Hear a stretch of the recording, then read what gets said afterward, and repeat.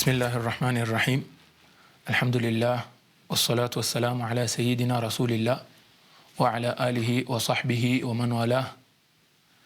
نويت التعلم والتعليم والتذكر والتذكير والنفع والانتفاع والإفادة والاستفادة والحث على التمسك بكتاب الله وسنة رسوله والدعاء إلى الهدى والدلالة على الخير ابتغاء وجه الله وقربه وثوابه سبحانه وتعالى.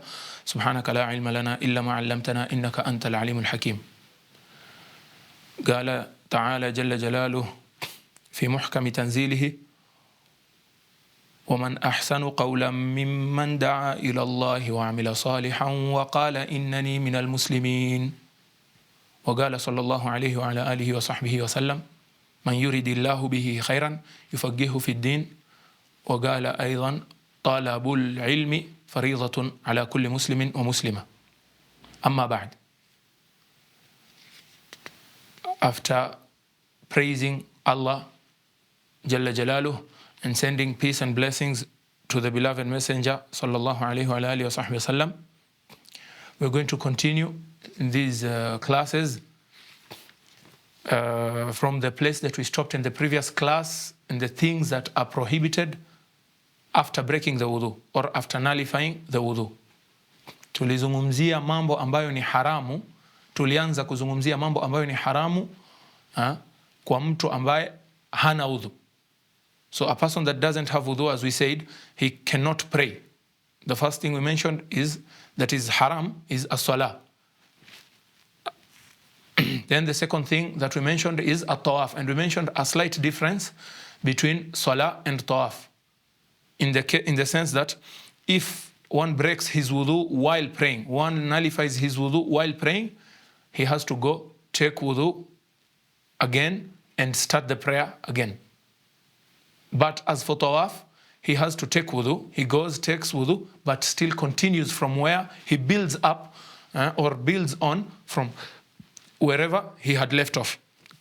If he had done 3 rounds or 4 rounds of tawaf, he just goes, takes wudu, and continues. He doesn't have to start again. So the third thing, we stopped there, alhamdulillah. The third thing that is haram is there are 2 things in one, like touching the mushaf and carrying the mushaf. Touching the mushaf without wudu is haram. That's the third thing. And at the same time, carrying the mushaf. These 2 are haram when one has no wudu. Allah subhanahu wa ta'ala said, لا يمسه إلا المطهرون. لا يمسه إلا المطهرون. يعني direct translation will say that no one touches it except the pure. Okay, of course the scholars have different interpretations, but there's also the hadith of the Prophet sallallahu alaihi wa alihi wa sahbihi wa sallam. He says, لا تمس القرآن إلا طاهرا.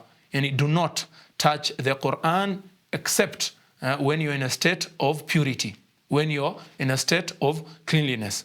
Yeah, and this hadith, Imam Malik relates it, and also An-Nasai, and also Ibn Hibban. So we have to be very careful. One who has no wudu, he cannot touch the mushaf. Except in some specific scenarios, as we are going to see inshallah.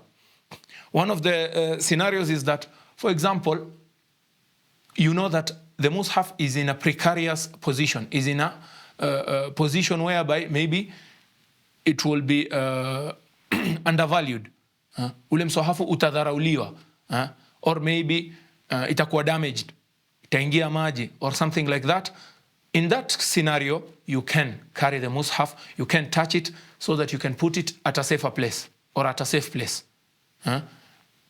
In fact, in some scenarios, if you're very sure that if you leave the mushaf there, some people maybe will step on it or itadharaulika and the like, it is a must to take it and put it at a safe place. Even if one has no wudu, no problem with that. But as we say, this is a specific scenario. Also, it's allowed to carry the mushaf when one is carrying the mushaf amongst other things. For example, he's carrying some books, or he's traveling, some books are in his bag, or clothes, together with a mushaf. In that scenario, if he is not intending just to carry the mushaf only, in this scenario, it's allowed. Yani kama amekusudia kubeba nguo na msahafu. But if he's intended to carry the mushaf only, in that scenario, it's not allowed. But if he's intended to carry maybe the mushaf and the clothes, or he's intended nothing, or he's just intended the clothes alone, or any other material, but the mushaf is just there coincidentally, then this is not haram. And as for the students of knowledge, there is the disagreement amongst some of our Shafi'i scholars. It's a very popular disagreement, and the students can research more on that, inshallah. Now, so carrying the mushaf amongst other things, amongst other books, even if one has no wudu, it is allowed. It is allowed. But we've mentioned a specific condition. Asiwe amekusudia msahafu peke yake. If he intends, even if he's carrying mushaf and some other books, but his main intention is the Quran, his intention is carrying the Quran, in that scenario, it is not allowed if he has no wudu. Now, La ilaha illallah Muhammadur Rasulullah. Amongst the masail, or the things that are usually asked on also, is about the tafasir. There are some mushafs whereby there's the tafsir. Or we can say the translated versions, the translation of the meanings of the Quran. Such books, what is their ruling? The ulama say, if the writing of the Quran, or we can say, if the tafsir is more than the Quran, if the tafsir is more than the Quran, in this scenario, no problem. If the translation, if the tafsir or the translation is more than the Quran, no problem. We can touch the mushaf, and it's not. We can touch the tafsir. It is allowed. But this is something we have also to be very careful of. When the scholars were mentioning this specific mas'ala, they meant, because long time ago, or the previous generations, they used to write the tafasir without writing the Quran in the middle. Right now, the tafasir that are with us in our generation, you find that the mushaf, the Quran is written at the center, then at the side is the tafsir, or below is the tafsir. This is considered a mushaf, and it's not allowed to touch without wudu. If one has no wudu, he cannot touch this, even if the tafsir is more, because hapo katikati kuna nini? Kuna msahafu, kuna Qurani. But there are some tafasir, anyone who might have such material, the tafasir of the previous generations, they had just the tafsir, and the verses are in separate places. You just find maybe half a verse, then the tafsir, or one verse, then the tafsir below. So the mushaf is not written at the center. In such a scenario, it is allowed to carry the tafsir or touch the tafsir if the tafsir is more than the ayat or the letters of the Quran. Now, amongst the masail that I also mentioned, this is a very recurring point or recurring scenario or situation, are the kids. What is the ruling of giving the children or the kids the mushaf? It is not allowed, it is absolutely prohibited to give a child below the age of 7 the Quran. It is prohibited to give a child who cannot distinguish. They say, ambaye hajielewi vizuri. And they put a limit, they say, about age 7. So when a child is below the 7 years of age, we are not allowed to let him play with the Quran or sit with the Quran, especially if he is alone. It is absolutely prohibited. It is absolutely prohibited, because the child, because he is not mature enough, he can cut the mushaf. He can play with the mushaf, maybe throw it down. So all this, because of all this, it is not allowed kuwapa watoto msahafu. It is not allowed. Now, as for the child that is above the age of 7, he can distinguish between right and wrong. He can eat on his own or clean himself on his own or such stuff. He is allowed to carry the mushaf even if he doesn't have wudu, but for a specific purpose, for the purpose of studying. Maybe he's going to madrasa. Huyu mtoto akitaka kwenda kusoma Qur'ani, akitaka kwenda kusoma msohafu, na hana udhu, he is allowed. Because the general ruling is that the baligh, the grown up, should never touch the mushaf without wudu. But the young kid, he is not a baligh, he is still young, after the age of 7. He's a bit mature, but he's not grown up. He hasn't either reached the age of 15 or he hasn't experienced wet dreams and the like, as for the signs that we've mentioned in the first class.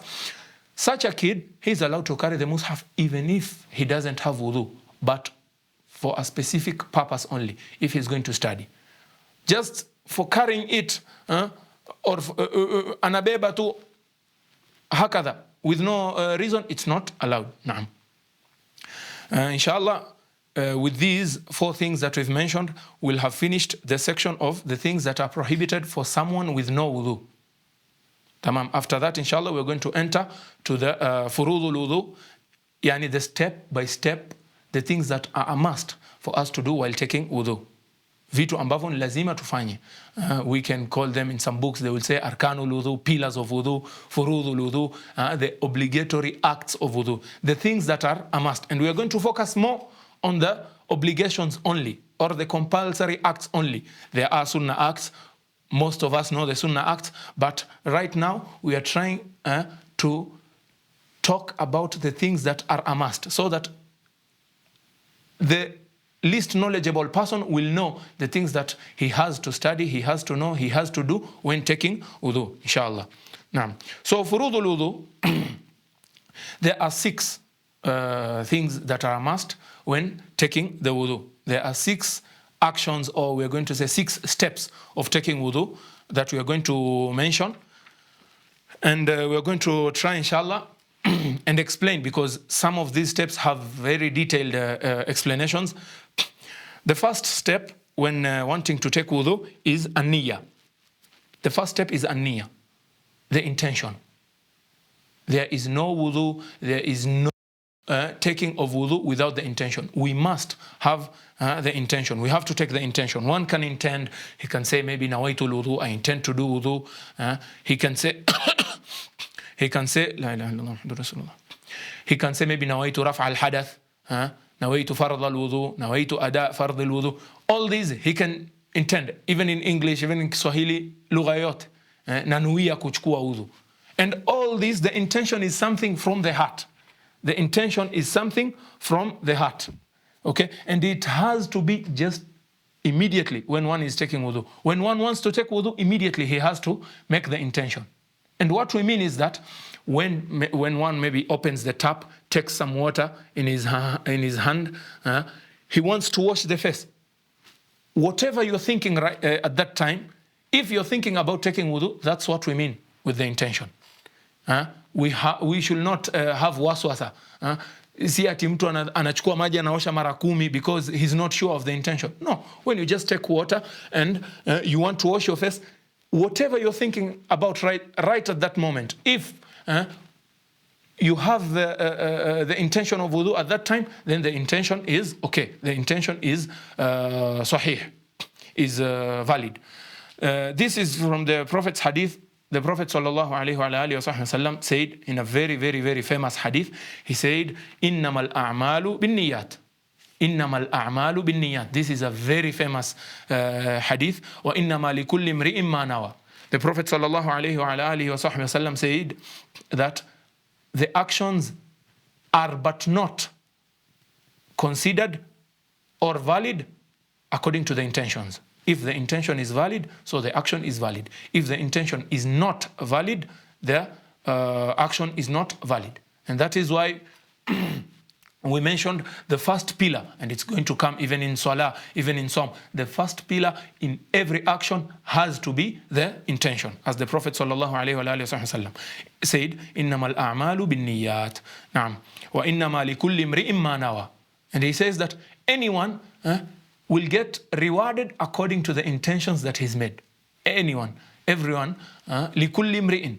Anyone, everyone will get rewarded according to the intentions that he's made. Naam. So, after mentioning this, we have to know that anyone who takes wudu maybe, or washes the face, then the hands, then the head, then the legs, without the intention of wudu. Maybe someone came from work, or he's a bit dusty, vumbi limempiga amechafuka. So what does he do? He goes, washes the face, because these are hizi ni external organs, ni viungo ambavyo vinaonekana sana, so labda vimechafuka chafuka. So he's washing with the intention of cleaning himself. He just wants to take away the dirt. After washing the face, the hands, the head and the legs, then he remembers, oh, I'm going to pray. And he thinks that is okay. No, it is not okay. It is not valid. The wudu in that scenario, the wudu in that case is not valid. So the person has to take wudu min jadid. He has to take wudu again and intend. So we have to be very careful on this, inshallah. And in the same way, when one maybe takes a bath, some people will go take a bath, then say, khalas, not a compulsory bath. We are going to talk about the compulsory bath. Just a normal bath. Anaenda naoga because he wants to go to work and says, khalas, the wudu is imeingia chini yake. No, the wudu haingii chini ya such a bath. Mtu akiwa ataoga josho la kawaida ama la sunna, wudu hauingii chini yake. The wudu is not valid. There is no wudu. Not even when we say the wudu is not valid, it's as though he's taken wudu. No, he's not even taken wudu, aslan. Except that if he takes a compulsory bath, as we're going to talk about the compulsory bath after some time, inshallah, after some classes, when he takes a compulsory bath, the wudu automatically becomes or gets under the bath, inshallah. Naam. La ilaha illallah Muhammadur Rasulullah. Athani, the second one, amongst the furudul wudu, amongst the compulsory acts of wudu, is washing the face. Washing the face. So the intention, as we said, it has to be during washing the face. When one has already taken some water, he wants to wash the face, he has. The first point when washing the face, he has to be sure, he has to have the intention, inshallah. So the second thing is washing the face. قال تعالى فاغسلوا وجوهكم. When Allah Jalla Jalalu was discussing or mentioning about the wajibat or furudul wudu, he said that we should wash the face. فَاغْسِلُوا وُجُوهَكُمْ. And then wash the faces. Wash your faces. Tamam? He ordered us to wash the face. La ilaha illallah Muhammadur Rasulullah. The first thing that we have to talk about is the limits. Mipaka ya uso. Where does the face start? We have to know. Because some people will take some water and wash this part only and think that that's okay. No. One has to wash the face from the tip, from where the hair starts. Normally. Tusiangalie mtu ambaye ana kiara, ama tuangalie mtu ambaye nyele zake zimeshuka zaidi. No. We say, normally, nyele zinaanza in such a place, kawaida. Nyele zaanza hapa. So he has to wash from here. In fact, he has to extend a bit. He has to wash just a part of the head. A very small part. He has to wash this part na aoshe uso wote. So, lengthwise, he has to wash from where the hair starts normally, and he has to, as we said, he has to wash some part of the head, and he should go till he reaches the lihya, yani kidevu. He has to reach here. If he washes maybe from here, the wudu is not complete. He hasn't really washed his face. And as for the width, he has to wash from the tip of the ear to the tip of the ear. And he has to extend a bit. He has to wash part of the ear so that he can be sure that he's covered the whole of the face. This is very important. This is very important. Most people, or we can say many people, what do? Achukua maji kidogo, anaosha hivi. It is not enough. We have to be very careful with our ibadat. وَكُلُّ مَنْ بِغَيْرِ عِلْمٍ يَعْمَلُ أَعْمَالُهُ مَرْدُودَةٌ لَا تُقْبَلُ. So we have to be very careful. We have to be very careful. Naam. And amongst the things also that we have to clarify is the hairs. Mtu mwenye ana nyele kwenye uso. Any kinds of hairs on the face, lazima tuoshe mpaka ndani. For example, hizi ni nyusi, kope, some hairs here. Some people have hair on their jabha, kwa paji la uso. all these hairs we have to wash them on top and in, yani nje na ndani. Lazima maji yafike nje na ndani, except the lihya, except ndevu, the beard. The beard, tukona there's a detailed explanation, there's a different explanation. If the beard or hii nyele ambayo yatoka kutoka chini ya masikio mpaka kwenye beard, this is the same, this has the same ruling as the beard. If the beard ni nyingi, if the beard is a lot, then we have an option of just wiping on top of it. We must wipe on top of it, and it's not a must to wash mpaka ndani. It is not a must kuosha mpaka ndani. If the beard ni kubwa, tamam? And what do we mean by a beard being kubwa? What is the criteria? What is the criterion of saying now this beard is a very big beard or ni nyingi, hizi ndevu ni kidogo? What is the limit? The ulama say if the beard is in such a manner that the skin cannot be seen, ngozi haionekani.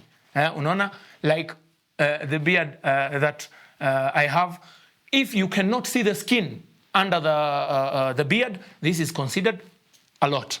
Hizi ni ndevu nyingi, in the sense that si lazima uoshe paka ndani, but you must wipe kwa nje. Lakini if the beard is ni kidogo, mtu ana ndevu kidogo ama hana ndevu kabisa, basi lazima aoshe mpaka ndani. Kama mtu ndevu zake ni kidogo, in the sense that ukimwangalia waona the skin can be seen from a normal distance, si mbali na si karibu sana, from a conversational